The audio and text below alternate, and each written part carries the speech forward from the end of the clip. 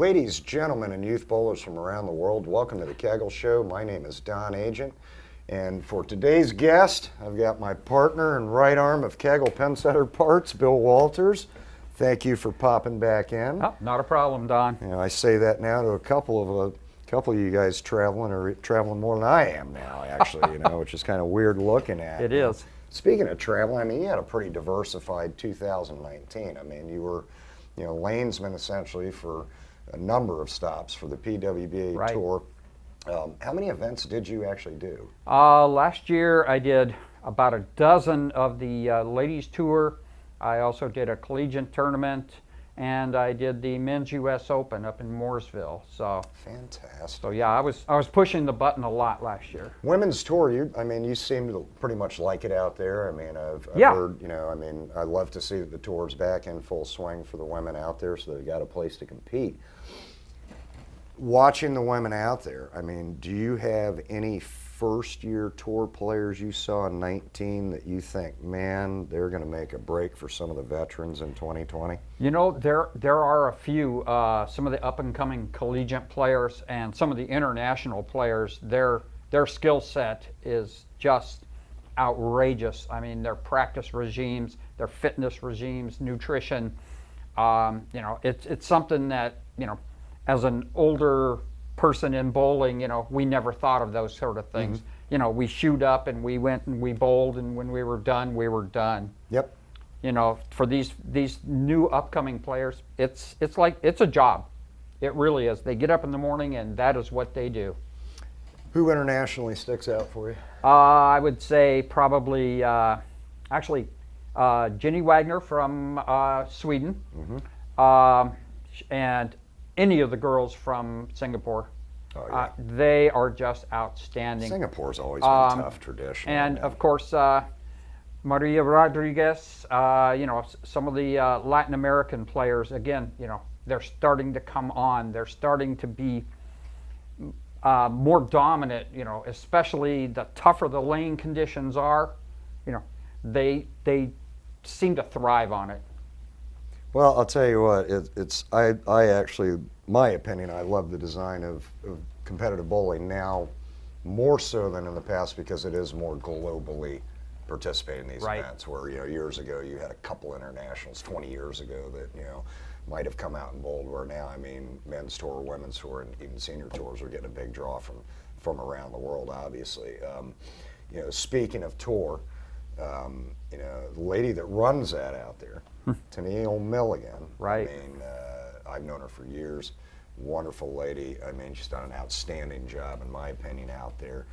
How is it working hand in hand with her and her staff on a daily basis? Oh, it's amazing. I mean, Tennille's Hall of Famer, just recently elected. Yep. She's been in the bowling forever. She's a great person to work with. Very no nonsense. When a squad is supposed to start, that is when it starts. Her staff, Kathy Wadka and Kathy Kavicki, are right there all the time. They run such a great tournament, and I myself, as you well know, I prefer things when something is scheduled to start at 9 a.m. That's when it starts. Correct. It's not 10 minutes of announcements and 15 more minutes of practice. Yeah, I love the way that the tour runs. I mean, Tennille runs such a great show. Actually, she's got a regional program that they've just reintroduced. Oh, wow. That is a great deal there because it's going to help their membership. And each player that wins a regional actually has an opportunity to go to what would, for lack of better terms, a regional championship at the end of the year. Like an NRPC type Yeah, of very thing. similar, Okay. yes. That's Yeah. great, man.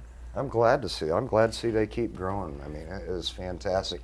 How many events are on your slate this year for women? This year it looks like I'm scheduled for 13. Yep, I'll be doing, the only ladies event I'm not scheduled for is the women's Queens event, and that's usually held in conjunction with their national tournament. But, as I've learned working for Kegel, things are always subject to change. That's correct. I was just thinking I'm gonna have to chat with Doug and Gus. Say you might have to let me hire somebody else for KPP since you're taking Bill away from me for half the year, man. But very cool, very cool. I know you'll do a great job out there.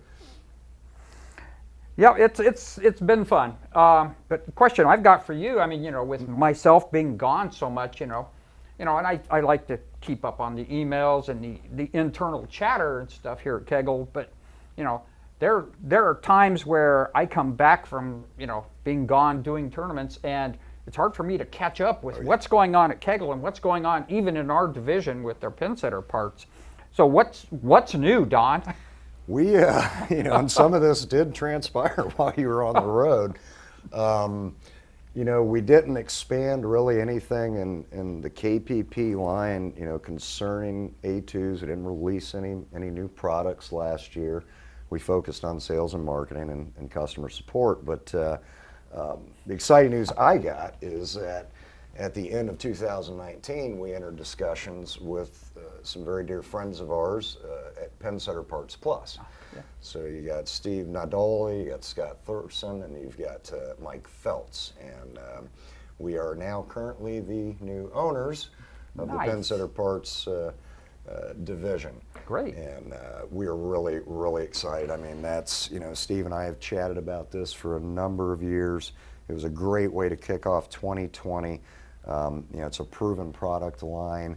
They've already got an existing customer base, and I mean, everything that they do is what we essentially attempt to do every day at Kegel. I mean, they're just trying to fix problems and make everyone's lives easier at the bowling center, whether it's mechanics, whether it's the bowler, whether it's the people running the lanes. So yeah, that's the big announcement. So I say we, when you have time, will be helping me focus on really just making sure this line continues to not only thrive but grow, and I'm really excited for the international introduction of this line, because with our reach, it extended more than what they had. And I think Korea is going to love a lot of these products. Sure. I think Japan, Australia, throughout all of Europe.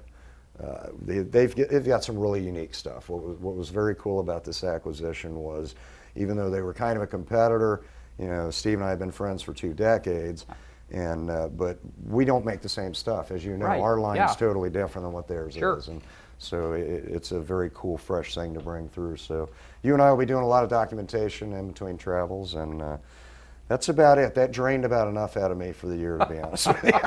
And the year's just starting. The year's just starting, so we're in full throttle. But yeah, I'll have some traveling come up as well, obviously. And but right now, for the next 3-4 months, it's just going to be immersed in this and continuing to help bowling, I hope. So Absolutely. That's all why right, we're Bubba, here. I think we're going to cut it off so we can get back to work. Okay. Ladies and gentlemen, that's a wrap for today. Keep those wrenches turning and have a wonderful day.